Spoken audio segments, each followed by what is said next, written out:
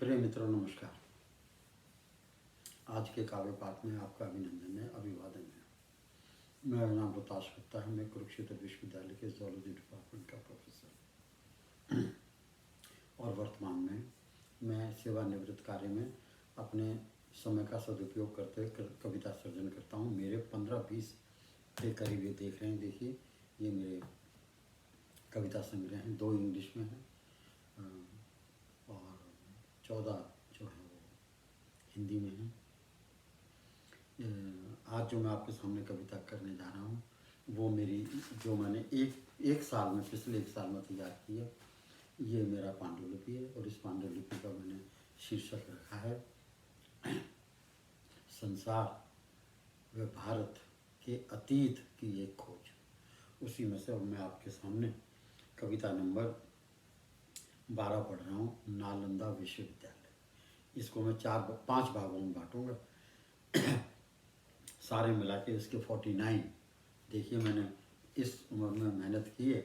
मेरा एक ही वो है, इच्छा है कि बच्चे नौजवान इसको पढ़ें और भारत सरकार और भारत में विभिन्न जो प्रदेश हैं, कश्मीर से लेके कन्याकुमारी तक और इधर से गुजरात से लेके मणिपुर तक, सभी अपनी अपनी भाषाओं में इसको अनुवाद करके और बच्चों को पढ़ाएं।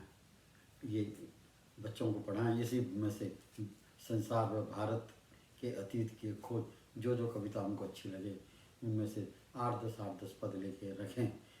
कुछ को रखें 6ठी क्लास में, 7वीं में, 8वीं में, 9वीं में, 10वीं में, 11वीं 12वीं तक, और फिर बीए के हिंदी के स्टूडेंट्स में 3 साल का जो कोर्स है उसमें रखें।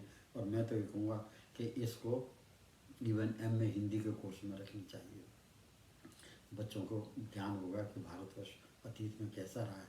ऐसा लगता है जैसे हार्वर्ड यूनिवर्सिटी ही सबसे बड़ी यूनिवर्सिटी है, ऑक्सफोर्ड यूनिवर्सिटी सबसे बड़ी यूनिवर्सिटी है, इंपीरियल कॉलेज बहुत बड़ा लंदन का कॉलेज है, इंपीरियल कॉलेज। और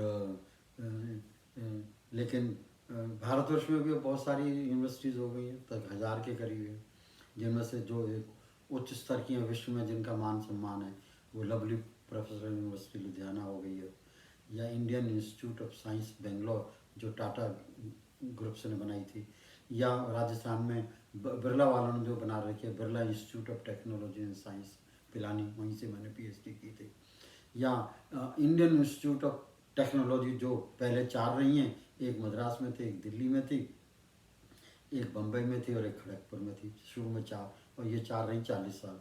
उसके बाद में अब IITs भी बहुत सारी हो गई हैं, और जो पहले रीजनल इंजीनियरिंग कॉलेज हुआ करते वो अब NIT में बदल गए, नेशनल इंस्टीट्यूट ऑफ टेक्नोलॉजी। और ये सारे के सारे विश्वविद्यालय भारतवर्ष में बहुत ही ज़्यादा अच्छे विश्वविद्यालय हैं, बहुत ही। मैं तो अभी भी कहता हूँ कि कहने को अमेरिका की डिग्री है, MA BA की, MSc की और PhD की, लेकिन जो पढ़ाई आज भी PhD में इंडिया में होती है और जो पढ़ाई MA में होती है या जो पढ़ाई स्कूलों में होती है आज भी, वो यहाँ के स्कूलों से कई दर्जे वो पढ़ाई अच्छी है। क्योंकि यहाँ का क्या है, सेमेस्टर सिस्टम है। सेमेस्टर सिस्टम में कोई एग्ज़ाम जरूर होते हैं, टीचर ने जो ग्रेड दे दिया तो दे दिया। मैं कोई लांछन नहीं लगा रहा हूँ, लेकिन फिर भी जो हमारी पुरानी पद्धति थी, जिस पद्धति में हम पढ़ें कि 1 साल के बाद एग्ज़ाम हुआ करते, तिमाही एग्ज़ाम होते थे, 6माही इम्तहान होते थे, फिर दिसंबर के एग्ज़ाम होते थे, और फिर मार्च में एग्ज़ाम हुआ करते, कॉलेजों में अप्रैल में हुआ करते थे। और उससे पहले जो मेरे को अच्छी तरह से ध्यान है, सितंबर में अक्टूबर में बहुत अच्छे हाउस टेस्ट हुआ करते और दिसंबर में हुआ करते। उससे क्या होता था कि सिलेबस जो है दिमाग में घुस जाता था।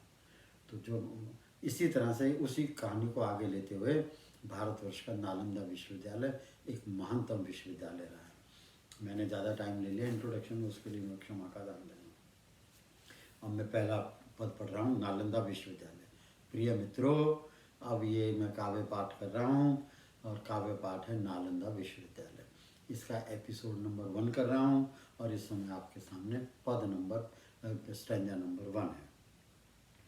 विश्व भर में था श्रेष्ठतम विद्या प्रदान करने का यह केंद्र, नालंदा विश्वविद्यालय। विश्व भर में था श्रेष्ठतम विद्या प्रदान करने का यह केंद्र, नालंदा विश्वविद्यालय। विश्व भर में था उत्कृष्ट शिक्षा पद्धति का यह गढ़, नालंदा विश्वविद्यालय। मेरे भारत के नालंदा शहर में था नालंदा विश्वविद्यालय।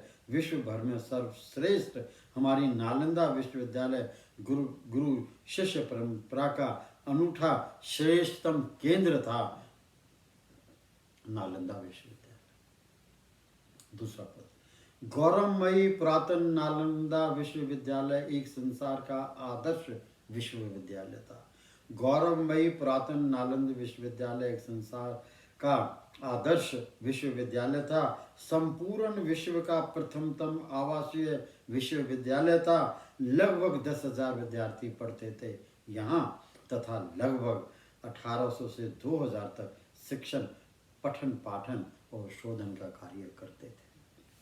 तीसरा, नालंदा विश्वविद्यालय 7वीं शताब्दी की एक अत्यंत प्रभावशाली वैश्विक शिक्षा का केंद्र था। नालंदा विश्वविद्यालय 7वीं शताब्दी की एक अत्यंत प्रभावशाली वैश्विक शिक्षा का केंद्र था। मठ, आश्रम, वैराग्य, साधुत्व, संत सन्यासी जीवन दर्शन के धरातल पर, मठ, आश्रम, वैराग्य, साधुत्व, संत सन्यासी जीवन दर्शन के धरातल पर शिक्षक व शिक्षार्थी उत्तम ज्ञान प्रदान व अर्जित करने का एकमात्र बहुत वैश्विक केंद्र था नालंदा विश्वविद्यालय।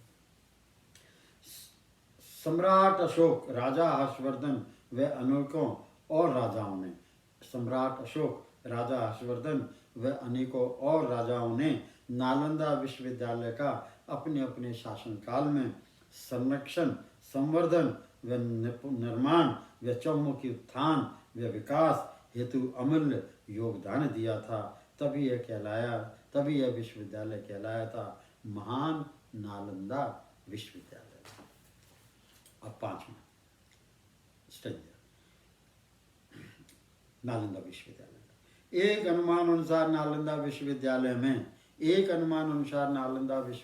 में 8 विशाल भवनों वाले मठ थे। 8 विशाल भवनों वाले मठ थे।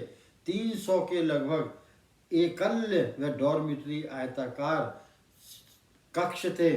एक कुएं का नजदीक सामूहिक रसोई व एक विशाल जलपान गृह था। 6, नालंदा विश्वविद्यालय अन्न भंडारण कक्ष, सिद्धि द्वार, संवाद कक्ष, प्रयोगशालाओं की बहुतायत थी।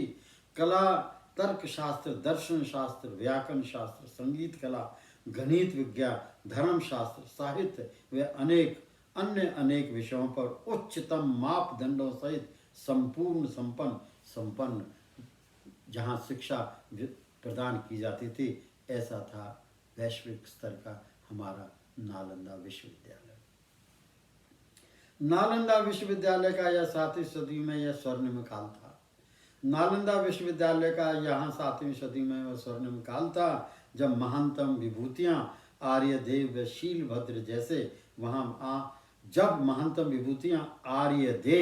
व शीलभद्र जैसे वरिष्ठतम विद्वान नालंदा विश्वविद्यालय में प्रोफेसर आचार्य के पद पर कार्यरत थे और शीलभद्र जी जो तो नालंदा होनहार योग विद्या में धनी थे, तब वह तत्कालीन कुलपति वाइस चांसलर भी थे। 8वां, नवागंतुक शिक्षार्थियों को सामूहिक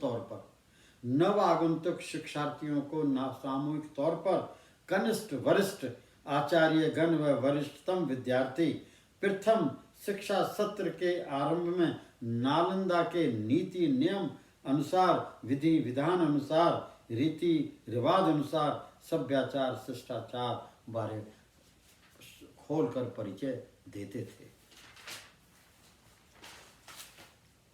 रैगिंग नहीं होती थी। 9वां, विद्यार्थी शिक्षक समानुपात, मतलब टीचर स्टूडेंट रेशियो। विद्यार्थी शिक्षक समानुपात बहुत विशेष था।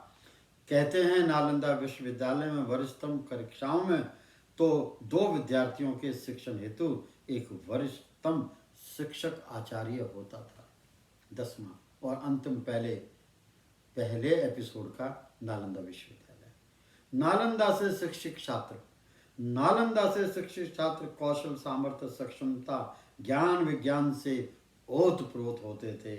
श्रीलंका, तिब्बत, जापान, चीन, थाईलैंड, मलेशिया, जावा, सुमात्रा, कोरिया देशों से छात्र नालंदा विश्वविद्यालय में आकर के प्रवेश और शिक्षा लेते थे। धन्यवाद। पहला एपिसोड नालंदा विश्वविद्यालय का समापन।